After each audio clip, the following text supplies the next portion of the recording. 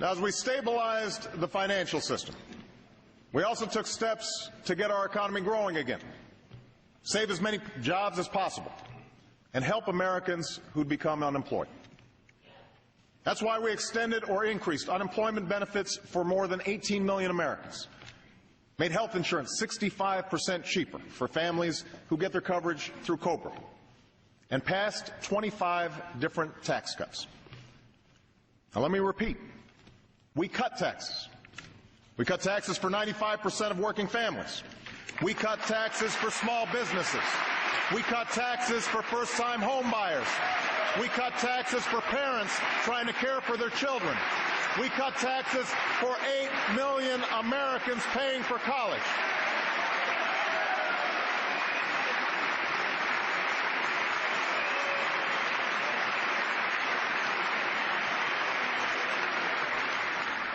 I thought I'd get some applause on that one.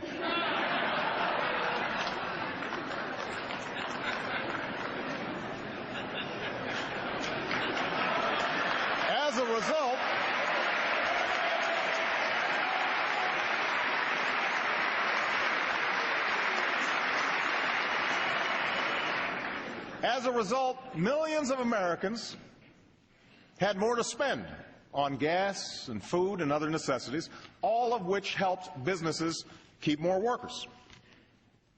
And we haven't raised income taxes by a single dime on a single person. Not a single dime.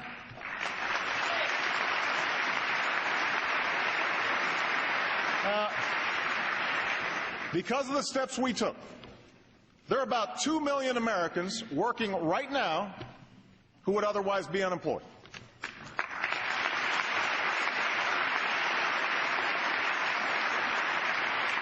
$200,000 work in construction and clean energy. 300,000 are teachers and other education workers. Tens of thousands are cops, firefighters, correctional officers, first responders. And we're on track to add another 1.5 million jobs to this total by the end of the year. The plan that has made all of this possible, from the tax cuts to the jobs, is the Recovery Act.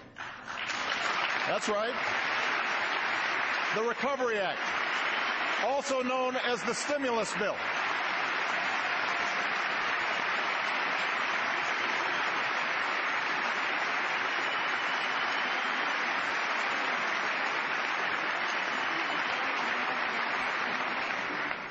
Economists on the left and the right say this bill has helped save jobs and avert disaster.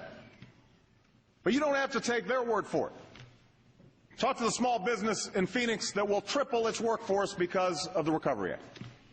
Talk to the window manufacturer in Philadelphia who said he used to be skeptical about the Recovery Act until he had to add 2 more work shifts just because of the business it created.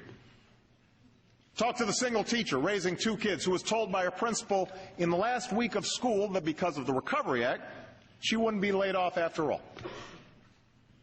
There are stories like this all across America. And after 2 years of recession, the economy is growing again. Retirement funds have started to gain back some of their value. Businesses are beginning to invest again. And slowly, some are starting to hire again. But I realize that for every success story, there are other stories of men and women who wake up with the anguish of not knowing where their next paycheck will come from, who send out resumes week after week and hear nothing in response.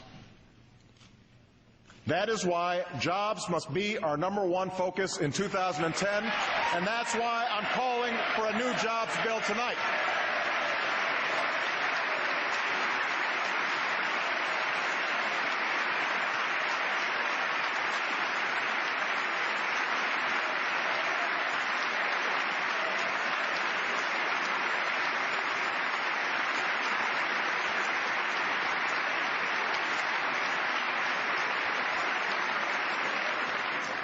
Now, the true engine of job creation in this country will always be America's businesses.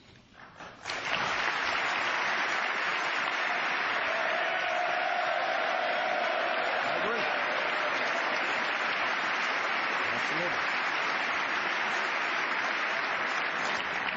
But government can create the conditions necessary for businesses to expand and hire more workers.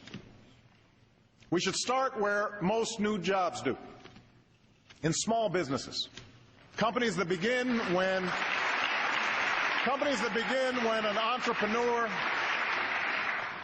entrepreneur takes a chance on a dream, or a worker decides it's time she became her own boss.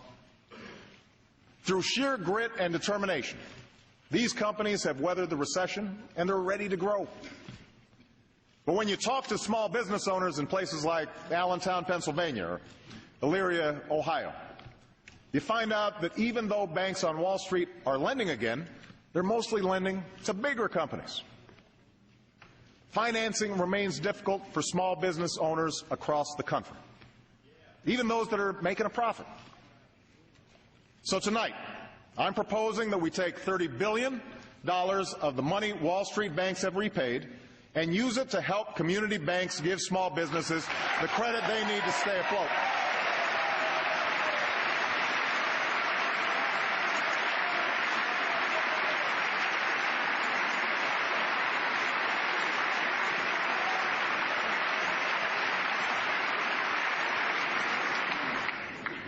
I'm also proposing a new small business tax credit, one that will go to over 1 million small businesses who hire new workers or raise wages.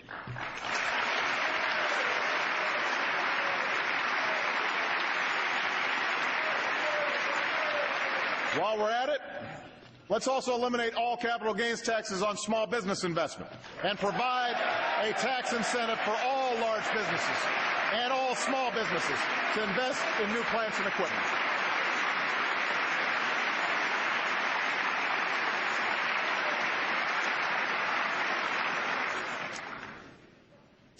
Next, we can put Americans to work today building the infrastructure of tomorrow.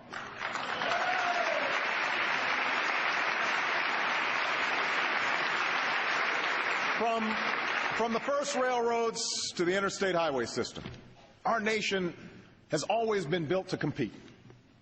There's no reason Europe or China should have the fastest trains or the new factories that manufacture clean energy products. Tomorrow I'll visit Tampa, Florida, where workers will soon break ground on a new high-speed railroad funded by the Recovery Act. There are projects like that all across this country that will create jobs and help move our nation's goods, services, and information.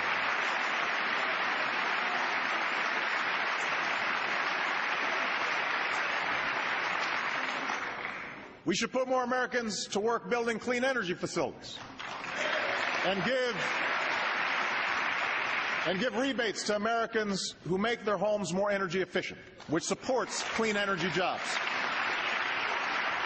And to encourage these and other businesses to stay within our borders, it is time to finally slash the tax breaks for companies that ship our jobs overseas and give those tax breaks to companies that create jobs right here in the United States of America.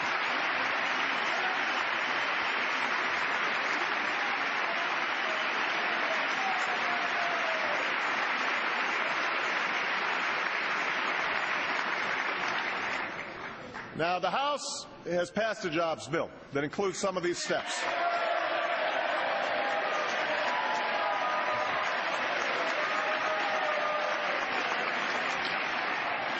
As the first order of business this year, I urge the Senate to do the same, and I know they will. They will.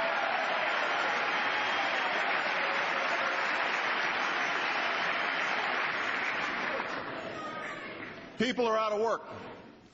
They're hurting. They need our help. And I want a jobs bill on my desk without delay.